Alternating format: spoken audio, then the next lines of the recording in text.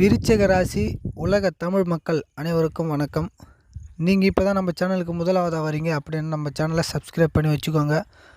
கூடவே தெரிய பெல் பட்டனையும் கிளிக் பண்ணி ஆளுங்கிற ஆப்ஷனையும் செட் பண்ணி வச்சுக்கோங்க. பொதுவாக விருச்சிக ராசி அப்படின்னு பார்க்கும்போது விருச்சிக ராசிக்கு ராசி அதிபதி யாருன்னு பார்த்தீங்கன்னா நம்ம செவ்வாய் பகவான் வருவார். விருச்சிக ராசிக்கு இஷ்ட கடவுள் எதுன்னு பார்த்தீங்கன்னா முருகர். இந்த விருச்சிக ராசி காலபுருஷ தத்துவத்தின்படி 8வது ராசியில் வருங்க. இந்த விருச்சிக ராசியில் பிறந்தவங்களை பற்றி நம்ம பொதுவாக சொல்லணும் அப்படின்னா, எந்த ஒரு விஷயத்தையுமே இவங்க வெளிப்படையாக பேச மாட்டாங்க. ஒரு விஷயத்த சொல்கிறாங்க அப்படின்னா அது கொஞ்சம் சுற்றி வளைச்சி தான் சொல்லுவாங்க. முன்கோபம் கொஞ்சம் அதிகமாக கொண்டவங்களாக இருப்பாங்க. இவங்க பார்த்திங்கன்னா எந்த ஒரு விஷயத்தையுமே அவங்க மனசுக்குள்ளேயே போட்டு வச்சுக்கோங்க. நம்ம விஷயம் நம்மளுக்கு மட்டும் தெரிஞ்சால் போதும், மற்றவங்களுக்கு ஏன் தெரியணும் அப்படின்னு நினைக்கிற ஒரு எண்ணம் கொண்டவங்களாக இருப்பாங்க.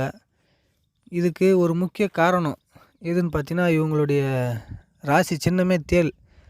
இது தேலை சீண்டுனா அது நம்மளை கொட்டாமல் விடாது. இதே மாதிரி தான் விருச்சிக ராசியில் பிறந்தவங்கள சீண்டுனா அவங்க கோபத்தை நம்மளால் தாங்கவே முடியாதுங்க. இந்த விருச்சிக ராசியில் பிறந்தவங்கள யாராலையுமே புரிஞ்சிக்க முடியாதுங்க. எப்போ என்ன பண்ணுறாங்க, எந்த நிமிஷத்தில் என்ன யோசிக்கிறாங்க, அடுத்தது என்ன பண்ணுவாங்க அப்படின்னு யாராலையும் யூகிக்க முடியாதுங்க. இது அவங்க யோசிக்கிறது அவங்களுக்கு மட்டும்தாங்க தெரியும். விருச்சிக ராசியில் பிறந்தவங்களுக்கு ஒரு சிறந்த குணம் உண்டுங்க. அது என்னன்னு பார்த்தீங்கன்னா, இவங்களுக்கு விட்டு கொடுக்குற மனசு கொஞ்சம் அதிகமான பரந்த மனசு அப்படின்னு தாங்க சொல்லணும். இவங்க பார்த்திங்கன்னா எந்த ஒரு விஷயத்துலையுமே கொஞ்சம் துணிச்சல் அதிகமாக இருக்குங்க. உன்னால் முடியலன்னா சொல்லுப்பா, அதை நான் செஞ்சு முடிக்கிறேன், என்னால் முடியும், உன்னால் முடியலையா இதை நான் செய்கிறேன் அப்படின்னு ஒரு துணிச்சல் உள்ளவங்களாக இருப்பாங்க. தாங்கிட்ட கொஞ்சம் நெருக்கமாக நெருங்கினவங்களுக்காக இவங்க உயிரை கூட தர அளவுக்கு இருப்பாங்க. அந்த அளவுக்கு தன்னை நம்பினவங்களுக்கு உண்மையாக இருப்பாங்க. இப்போ விருச்சிக ராசிக்கு சனி பகவான் அவருடைய 3ஆம் வீட்டில் மகர ராசியில் குடியிருக்காரு. அடுத்ததாக பார்த்திங்கன்னா உங்கள் ராசியில் குரு பகவான் 5ஆம் வீட்டில் சஞ்சரிச்சிட்ருக்காருங்க. அடுத்ததாக மேஷ ராசியில் 6ஆம் இடத்துல ராகு சஞ்சரிச்சிட்ருக்காருங்க. அடுத்ததாக உங்கள் ராசிக்கு சிம்ம ராசியில் சுக்கிர பகவான் சஞ்சரிச்சிட்ருக்காருங்க. அடுத்ததாக 11ஆவது வீட்டில் சூரியனும் புதனும் சஞ்சரிச்சிட்ருக்காருங்க. கன்னி ராசியில் 12ஆம் இடத்துல கேது சஞ்சரிச்சிட்ருக்காருங்க. கடக ராசியில் இப்போது விருச்சிக ராசி கேது திசை நடந்துக்கிட்டு இருக்குங்க. இன்னும் 2 வருஷம் பேலன்ஸ் இருக்குது.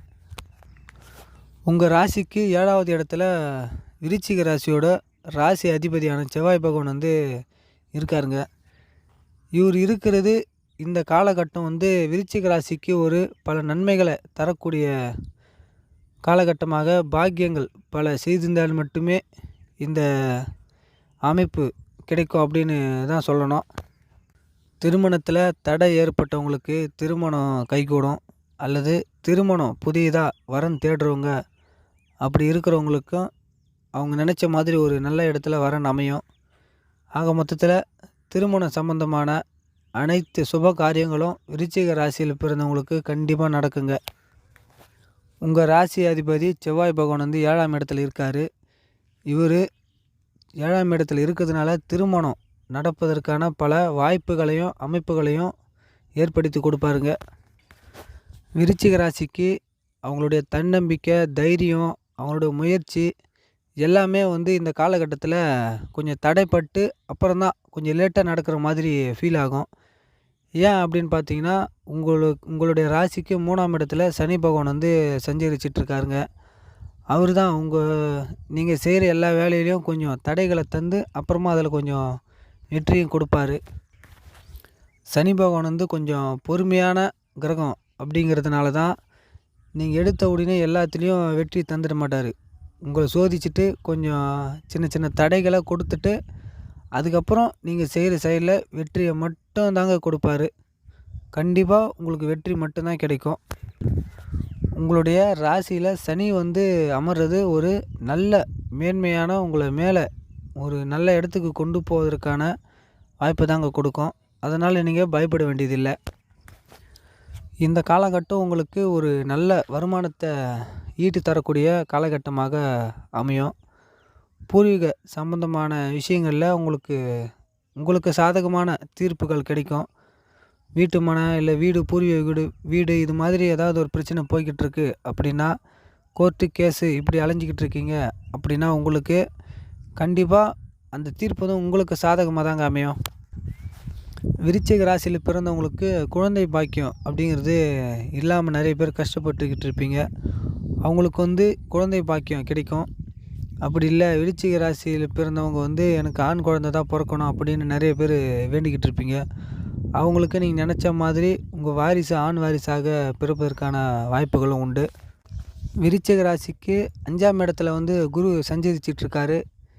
இதனால் விருச்சிக ராசிக்கு அவங்களுடைய குலதெய்வ அருளுங்கிறது முழுசாக இந்த காலகட்டத்தில் கிடைக்குங்க. நீங்கள் நினச்சது எல்லாமே நடக்கும். உங்கள் குலதெய்வத்துக்கிட்ட நீங்கள் ஒரு சில விஷயங்களை வேண்டியிருப்பீங்க, இதெல்லாம் நடக்கணும் அப்படின்னு சொல்லிட்டு, அது எல்லாமே நீங்கள் வேண்டியது எல்லாமே நடக்குங்க. இந்த காலகட்டம் விருச்சிக ராசியில் பிறந்தவங்களுக்கு தெய்வத்தின் மீதான ஈடுபாடு வந்து கொஞ்சம் அதிகமாக காணப்படும். இதனால் அவங்க தெய்வ அருள் கொஞ்சம் அவங்களுக்கு அதிகமாகவே கிடைக்கும். விளையாட்டில் கொஞ்சம் ஆர்வம் அதிகமாக இருக்கிற மாணவர்கள் வந்து ஸ்போர்ட்ஸ் கோட்டா மூலமாக கவர்மெண்ட் வேலை ஏதாவது ட்ரை பண்ணுறீங்க அப்படின்னா, அவங்களுக்கு அதில் ஒரு நல்ல வேலை கிடைப்பதற்கான அமைப்புகளும் உண்டு. அடுத்ததாக காதல், அதாவது லவ் பண்ணுறீங்க அப்படின்னா, உங்கள் லவ்வில் உங்கள் இரண்டு வீட்டிலையும் ஏதாவது பிரச்சனை ஏற்பட்டிருக்கும். ஒரு சில மனசாபத்தால் உங்கள் காதலை ஏற்றுக்கொள்ளாமல் இருந்திருப்பாங்க. அது இல்லாமல் காதல் ஏதாவது ஒரு சில பிரச்சனைகள் ஏற்பட்டு இருவரும் பிரிஞ்சிருப்பீங்க. அவங்க எல்லாருக்கும் இந்த காலகட்டம் ஒரு சுமூகமான தீர்வை தரக்கூடிய காலகட்டமாக அமையப்போகிறது.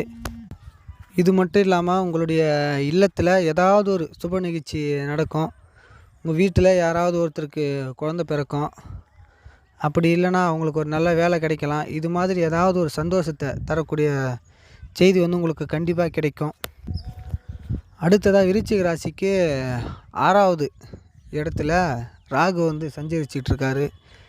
இதனால் இவர் உங்களுக்கு என்ன நன்மைகளை தருவார் அப்படின்னு பார்த்தீங்கன்னா, உங்களுக்கு தொழிலில் அல்லது ஏதாவது ஒரு விஷயத்தில் பல எதிரிகள் இருந்திருப்பாங்க. அவங்க எல்லாரையும் தவிடு பொடியாக்கி அவங்க இருந்த இடத்தையே இல்லாமல் அளவுக்கு ஆக்கிட்டு உங்களுக்கு ஒரு நல்ல வாழ்வை தருவார். அப்படி இல்லை, உங்கள் கூட இருக்கிறவங்க கூட ஏதாவது ஒரு போட்டியில் பிஸ்னஸ் பண்ணிக்கிட்டு இருப்பீங்க. இது மாதிரி போட்டியில் பிஸ்னஸ் பண்ணுறவங்க அவங்கள விட எல்லா விஷயத்துலேயும் பொருளாதாரமாக இருந்தாலும் சரி, குவாலிட்டி, குவான்டிட்டி இது மாதிரி எந்த விஷயத்துலையும் அவங்கள விட அதிகமாக நீங்கள் கொஞ்சம் பீட் பண்ணி அவங்கள விட ஃபஸ்ட்டு இடத்துல இருப்பீங்க. இவனால் எனக்கு நிம்மதியே இல்லைப்பா, இவனை ஏதாவது பண்ணாதான், அதாவது தொழிலில் இவனை விட நான் கொஞ்சம் பெரிய ஆள் ஆகினா தான் எனக்கு தூக்கமே வரும் அப்படின்னு நிறைய பேர் விருச்சிக ராசியில் பிறந்தவங்க கஷ்டப்பட்டுக்கிட்டு இருப்பீங்க. அவங்க எல்லாருக்கும் நீங்கள் நினச்ச மாதிரி அவங்கள விட பெரிய ஆள் ஆவதற்கான அமைப்புகள் அதிகமாக உண்டு. கடன் தொல்லையில் இருக்கிறவங்களுக்கு இந்த காலகட்டம் கொஞ்சம் கொஞ்சமாக அவங்களுடைய கடன் எல்லாமே நீங்கள் அடைச்சிட்டு கொஞ்சம் சுமூகமான வாழ்வை வாழ்ந்து கொஞ்சம் மகிழ்ச்சியாக இருப்பதற்கான காலகட்டமாக அமையப்போகிறது. உடல்நிலை சரியில்லாமல் எவ்வளோ ஹாஸ்பிட்டலுக்கு, மருத்துவமனை இது மாதிரி எவ்வளோ செலவு பண்ணியிருப்பீங்க.